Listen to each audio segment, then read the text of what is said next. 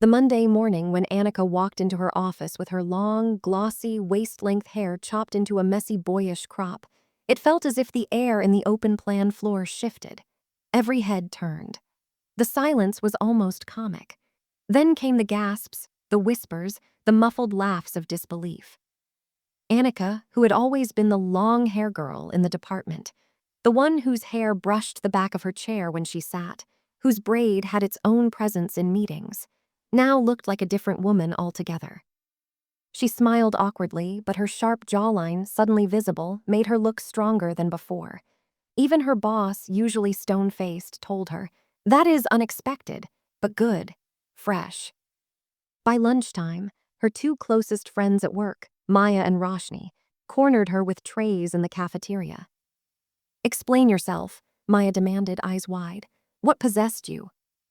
Roshni leaned in, inspecting the uneven boy cut. "I mean, it suits you, but Anakah, this is insane." Anakah set down her fork, enjoying the suspense. "I went with an old school friend to this new unisex barbershop. It's called the Hairstory. They don't let you choose your haircut. There's a big glass jar. You pick a folded slip. Whatever is written there, that's what you get. No discussion, no negotiation. The barber just does it." Maya dropped her spoon. "Are you serious? That's like a dare game." "It is," Anakah said, sipping water, "but more terrifying. My friend pulled a slip that said graduated Bob. She looks amazing. I picked one that said messy boy cut. The barber didn't blink, just chopped off my braid, then started buzzing." Roshni's mouth went dry. "Weren't you scared?" "Of course," Anakah said softly. "My hands were shaking, but the relief afterward, I felt 10 kilos lighter, maintenance-free, no endless shampooing, no drying, and everyone seems to like it." The two friends stayed quiet, processing.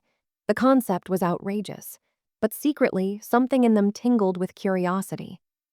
2 days later, on a humid afternoon, Maya texted Roshni during work. "I can't stop thinking about that barbershop." Roshni replied instantly, "Me too, should we?" By evening, the decision was made. They would go together, otherwise they would never have the courage. That Saturday, they parked Maya's car near a quiet lane. The barber shop's board read in bold vintage letters, "The Hairstory."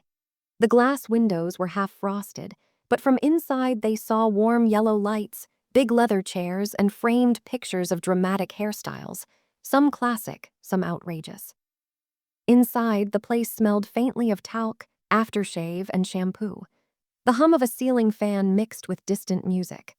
Behind the counter stood the barber, Arjun, early 30s, tall, lean, with rolled-up sleeves. His hands had that calm precision of someone who worked with sharp tools daily. "Hello, ladies," he greeted with a polite smile. "First time here." Maya swallowed. "Yes, we heard about your system." Arjun's eyes glinted. "Ah, the lucky draw, it's simple. You dip your hand into the jar, pick one folded paper. You cannot change once it's open. That's the only rule." He gestured to a large, transparent jar on the counter, half filled with colorful folded slips. The friends exchanged glances. "Shall we?" Maya whispered. Roshni's pulse raced. "I guess now or never." Roshni goes first. Arjun looked between them. "Who wants to start?" Roshni surprised herself by saying, "I will." She wanted to get it over with before fear paralyzed her. "Good," Arjun said, leading her to the counter. "Choose carefully. Some ruffle, some pray, some close their eyes. Up to you."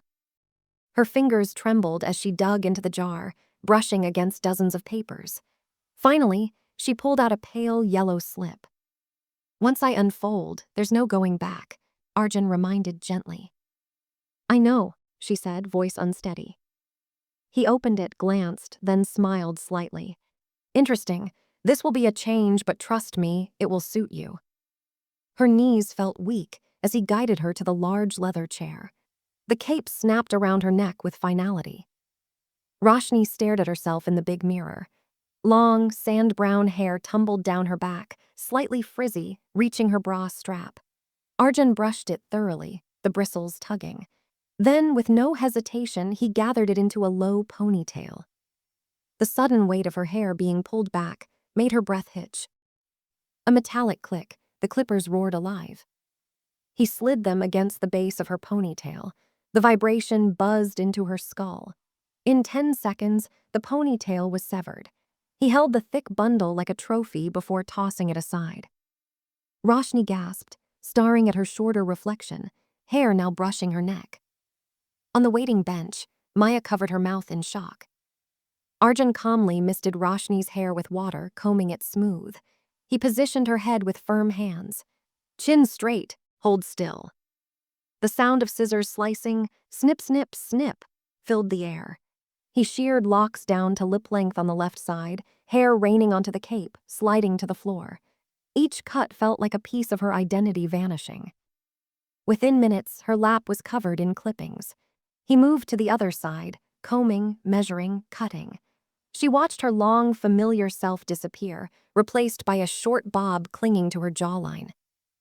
Not bad, she murmured, half-dazed. Arjun didn't respond. He reached for a second clipper, smaller but sharper. He pressed her head down with one hand. Stay. Bzzzzzzz. The machine devoured the nape of her neck, climbing higher. The vibration made her spine shiver. She felt cool air on bare skin for the first time. Terror and thrill mixed inside her chest. Am I bald? She whispered, trembling. No, Arjun said calmly, switching angles. Just tapered, clean, trust me. She felt warm foam smeared along the freshly buzzed nape. Then the chilling scrape of a razor. Each stroke peeled away hair stubble, leaving raw smoothness. She almost gasped aloud. The intimacy of steel on skin was shocking. Finally, he parted her hair to one side, razored out long sweeping bangs, and blow-dried it sleek. Then, as finishing touch, he shaved a clean line above her ear, revealing skin. When the chair spun back to the mirror, Roshni hardly recognized herself. A sharp lip-length bob, shaved nape, side-swept bangs. Edgy, bold, nothing like the soft girl she'd been half an hour ago. Her hand rose to touch the smooth nape. Oh my God. Maya whispered, awestruck, you look stunning. Roshni stood on shaky legs. Your turn now. Maya's turn. Maya froze. I don't know if I can. Roshni grabbed her arm. If I survived, you can too. Don't chicken out. Arjun waited silently, polishing his tools. Finally, Maya inhaled deeply. All right, one haircut can't kill me. She walked to the jar. Her dark red hair, thick and wavy, bounced with each step. She picked a pink slip. Arjun unfolded it slowly, his brow arched. This one is dramatic. What? She asked nervously. He only gestured to the chair. The cape enveloped her, the tissue snug at her neck. Maya stared at her reflection, clutching the armrests. Arjun combed through her heavy hair. Then, with deliberate slowness, he sectioned it into 4 thick parts, tying each with elastics. Ready? He asked.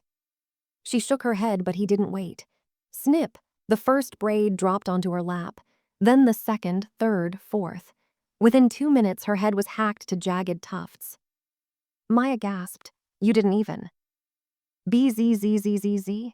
The big clippers exploded alive, drowning her protests. Arjun pressed them against her temple. The vibration rattled her skull as the red locks cascaded down the cape. No, wait, she squeaked, but his steady hand tilted her head. Long stripes of scalp emerged, pale against the clippings.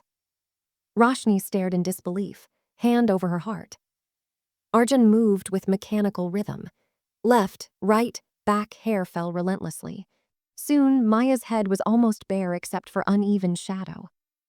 Then came the foam, cool and thick. He massaged it onto her scalp, every stroke shocking her nerves. The razor followed, cold, sharp scraping. Each pass left skin smooth, gleaming. Maya shut her eyes. The sensations were overwhelming: fear, violation, liberation. When he finally wiped the last traces of foam, she opened her eyes. The mirror showed a bald woman.